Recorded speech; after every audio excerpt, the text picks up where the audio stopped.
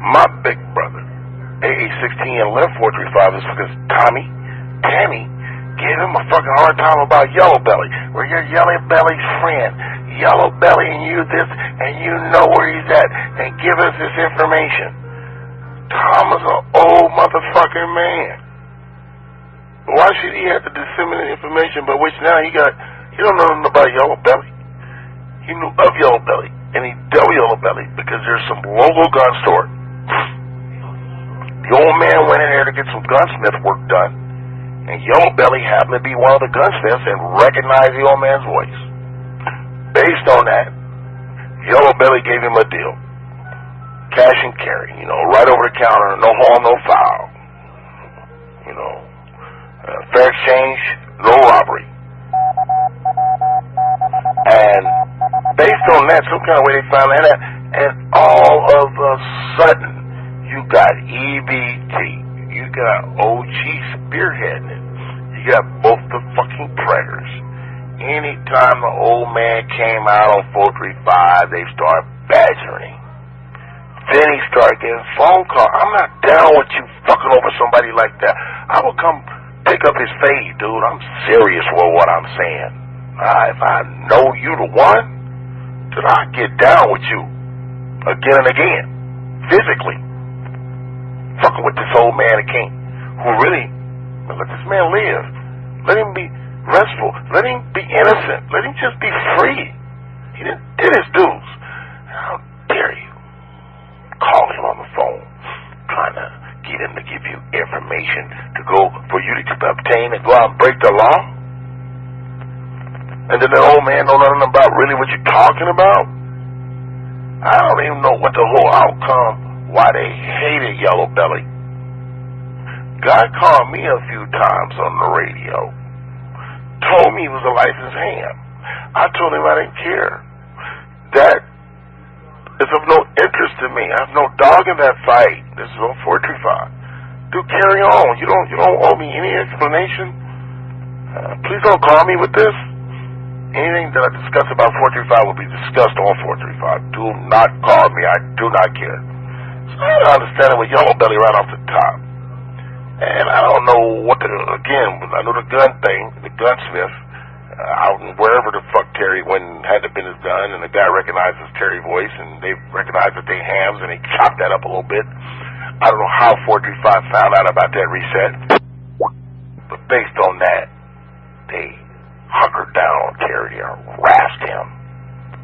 They gravel through bitch called me, her husband, OG, and then he's sicking people on Terry. And Terry dealt with that. And that spoke my mind. I had to talk to Terry about that. Leave him alone, dude. Don't you join that motherfucking bandwagon, because I'm ready to set trip like that nigga. Leave him alone. Terry left him alone. I admit that. It's getting enough from all angles, and it kind of died down, and OG and them would play tapes and stupid shit. And then Terry developed a pigtail problem on his transmitting radio. He would go intermittent at times, in and out on him while he's transmitting. And Terry himself found out that he had a fuse holder that was questionable. You had several hams. For instance, George Collins, can think of it's called BK. I'm going to come make you a new harness. I told him I had a brand new harness for a Kentwood radio. I could simply mail it to him. It would cost me all of $3. Don't worry about it. Terry don't like help like that. He don't. He kept talking on that radio, and he kept going in and out, in and out. And fucking OG got started. And he went on for a day, to a week, to a fucking month. And them followers, when OG went around, would fuck with Terry about George Collins having to come to his house and fix it. Well, you didn't. And they stayed on him. And they stayed on him. They kept fucking with old man Terry. And then they start making up lies like they do. And nigga, the UBP can't take but a little bit of something. When I get to the point, this is it. That's what's gonna happen. Some shit's gonna go down. Immediately I disassociated myself. You fucking cowards. get down with y'all. I ride with Steve first. So I came over here. Told Terry to come over here. You can't tell Terry nothing, but eventually he came. And I ain't been back to 425 since I was a resident. And that box belongs to me. Anyway. You know, they're idiots, dude. They're fucking idiots, man. I've been saying this for years. And you remember the day, that night, it was a couple years ago. Well, shit, it's been like 4 or 5 years ago now. What did you see, 4 or 5 years going on like his third year now? So 3, 4, 5, yeah, it's been 5 years. It's been about 5 years, maybe a little longer. I said to them, I said to OG, I said to Roger, I said to the fucking stupid preggers, now, fuck you guys, dude. Fuck you, I told them. I says, you're a fucking bitch, you're a piece of shit. I said all the shit I said, and I said, it's only a matter of time. I don't even have to fucking say anything or do anything or bring it to anybody's attention anymore. Everybody's gonna fucking realize how much of a piece of shit you are. And I split, dude. And guess what, man? There's people that just poof, disappear. They won't come out and say they're a piece of shit, but you know they're thinking it. That's a fact. Remember all that era? I hated to see you go. You know, you and a few others. Some didn't go. Some immediately left. Remind me of when Christina owned the box and GK left. That was a fucking major impact. And 450 at that time was taken over from Barry. He couldn't handle us. It's just like the Lakers, fucking professional championship team, but given the coach, sometimes that coach can't handle that. You need a Gary for a Lakers team. You need a Gary for a Fortune. Anyway, making sure certain thing I'm making when leadership get watered down, it changes a little bit. However, I'm going to say this, and I mean this from the bottom of my heart. I can remember 3 repeater owners before Roy Tucker, none of which like the UBP. Remember, I'm bootlegging and find that shit out, nigga, please.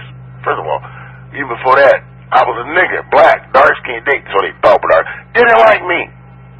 And that's why I liked James when he came. I was like, James, you're not running me nowhere, but I was still respectful while you calling me niggas, while you saying this and that. I wouldn't play that race card. I would eat these motherfuckers up on another level. I live to that premise to this day. Let me go back to what I was saying. Gary, Roy Tucker, Roger, all in the same boat. Gary's hand was with a strong iron fist, and he was a little bit more aggressive. But Tucker's was as passive as our good friend now. I'm gonna shit what y'all say. I love Roger. Fucking Roger can call me right now and say, Dad, could you help me out? I would be fucking Johnny on the spot, dude. I love a humble giver, man. I love a humble giver. I love what God loves. Man, come and bring to the table what he has to offer, like you, Jones, but no comparison.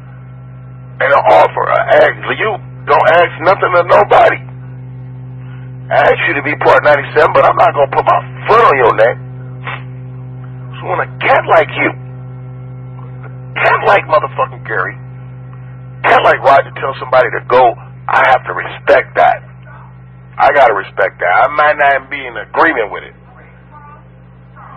But what you've given to me does not warrant me ever really to challenge you on an administrative deal, particularly when some of these idiots that got the boot needed it because of the possible effects of what came of it. You got a tinge of Christina in you. You're getting better. Just keep on doing what you're doing. I ain't telling you what to do. I'm just an observer. But the user group is always going to be what it is. And if you find yourself limiting the user group punishing one, but it has an effect on most. One of the reasons why you'll never hear the UBP do racism. This person talking shit to me, and I'm talking about him because he's from that race, but I'm really attacking that race now. So who, what am I? How weak could I be? Don't stoop to that level. They've already established that spot. I don't even see any occupancy on that floor no more. Coming at another angle. Them cats, y'all operate like that. You got a little bit of Christina in you, though. You already know. I know you know. You was one of the people in opposition on 435 back in the day when you were a resident, when she owned it. Bitch, you own the box. You do not own the user group. Just be fair, pay the bills, ho. And for the most part, you do that. And you've gotten even better before a good long period of time, Jones. And I think I'm wrong. But for a good long period of time, I mean, this motherfucker's obsessed with James. See, but I just try to always look at everybody, particularly when they're new, give them the opportunity to demonstrate themselves. Don't listen to nobody about their character flaws on that person and nothing. Allow that person to establish a relationship with you, and then from that you can draw a real conclusion on a one-on-one level. I am not affected by what the fucking masters say. And that's what happened there. And during the interim, I thought you invested too much fucking time on him in comparison to what you already had invested. Well, you know, I wasn't going to bring it up, but, you know, you're starting to break yourself totally free of the preggerness. You had a little bit of that pregger, you know, that pregger pride, that preggerness to you, which you're getting rid of. So I got to give you props on that. You still got a little bit, but you're getting better. But, yeah, man, I hear what you're saying. It is what it is. You know, I'm just doing my part, dude. It's just my turn to do my part, that's all. I wanted the radio to keep staying alive, and so it's just my turn to do my part, man. That's the way I look at it. So when I'm done, hopefully there's somebody else. But you're getting away from that preggerness. You know, you used to be a full-on pregger. Now you got like 3%. So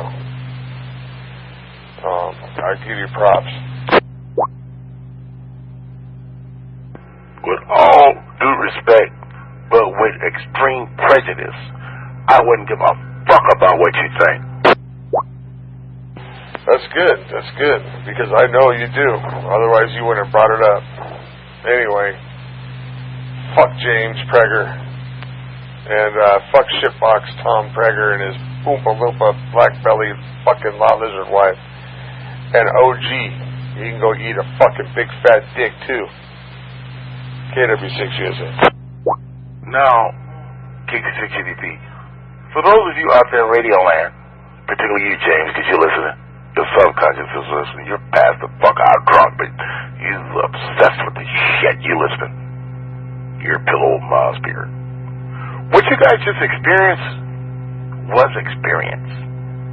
See how that shit went down, just rolled off a motherfucker's back like water off a duck, like kind of saying nigger.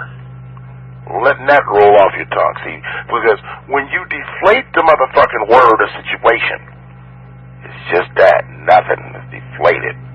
But if you walk around like a proud-ass peacock across the chessboard table with your chest all stuck out, you shit all on the board, you're still a goddamn, I meant to say not peacock. When you walk across the chessboard, shit all on it, proud fucking pigeon, at the end of the day, you're still a motherfucking pigeon.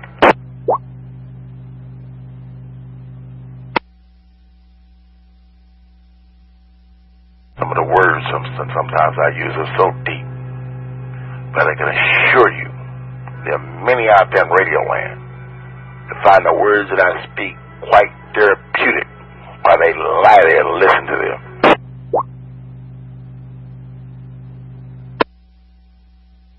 Straight up real pimp shit right there. Now, if they have a dictionary written out of what do they call it, Ebonics, then they're you know, most of these iPhones have translators in them, so I'm sure they understand what you're saying. But there are even some like you know, right now, even in the prison system, there are cell phones that could listen to whatever. There's some like you, man, that went to prison and ain't heard this kind of talk in a while. This is a second language for me from South Central. It's like running out of material there, making this shit up. You're like running out of material and you go back to this shit. You know, I can bring up all kinds of shit on you if I want to right now, but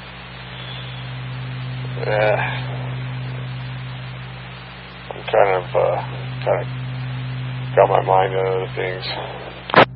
Man, I didn't say those words, and it was selfish of me to assume, but I didn't say those words as to offend you, man. Please find a compassionate place in your heart to forgive me, as it is the eve of Sunday morning. Man, hold on, let me see if my phone could translate some of that Ebonics real quick. Motherfucker, you've been in prison twice, where niggas never shut up. They talk. I couldn't stand about you. Don't you motherfuckers go to sleep. I don't give a good goddamn what time of the day it is in jail. Somebody's up running their goddamn mouth. You know, every time you say that bullshit, that horseshoe fucking voice of that DVR comes in the back of my head. You're a liar. Fuck you, man. Why have to be I know exactly what you're talking about. I might have a motherfucking nightmare with it in the back of my mind. Little gravel throw, pea gravel grinding bitch. People, that's called picking it up and laying it down. You know, I know exactly what we're talking about when we say certain things without saying everything. Keep in mind, all the while, JTD, you think I'll listen all the time. Now you motherfuckers over there in the trailer park listening. I don't even go to 435, but you motherfuckers make it y'all business to try to come over here at 9-5. It was such a premeditated occupation of assuming a position over there. 9-5. Call a motherfucker up on the phone or email or write a letter or send some shit in Braille or whatever you two blind motherfuckers did. You recognize, I know you heard that whole show with me and Simon. I bet you before Simon and you started at about 6:15, 6:20 that night. Before you got started, you two motherfuckers was on the phone corresponding. You watched me deflate that motherfucker on 9-5. Afterwards, I received several correspondence about good show. Finally, somebody put Simon in his motherfucking place. I do not know what Simon came to the plate expecting. But one thing's true. Repeat and remember everything, as it will repeat itself. It's a bad thing when history repeats itself at your fucking cost. Somehow, some way, them blind motherfuckers pumped each other up, and one blind motherfucker got another blind motherfucker out there to get his ass shredded. I can't get Simon to say a motherfucking thing to me now. Dude, Prager's just fucking dumb. Simon's dumb and fucking entitled. You know, as far as we got the best blind person on our repeater, so even though he's fucking his brain's shot out, you know, but he's, you know, for every repeater to have their own blind person, I think we got the better of the blind person out here. No, we don't. He's disrespectful. He's ugly first. Talks about homosexuality too much. I ain't kissing his ass. He's part of the animal form. I can't boot him. I wouldn't boot him. I wouldn't vote to have some people hate him. But he is not the representation of this repeater. He's not the image that reflects us. And people go along with the good dollar go along. Shit ain't positive. Shut up with it. And Jack's out of goddamn control at times. I do not hesitate to tell him exactly how I feel when he's doing what he's doing while he's doing it. Same subject matter. I'm going to keep repeating what I've been saying. I need originality out of here. I need quick wit. If he ain't not got nothing good to say, shut the fuck up. Absorb it for the moment. Come back later when you have reproofed yourself. Everybody don't got what we got where you can just respond. And Jack gets on my nerves. Once he gets started, he goes into a motherfucking medical tape loop. As if he's a DVR and just keeps saying the same goddamn thing.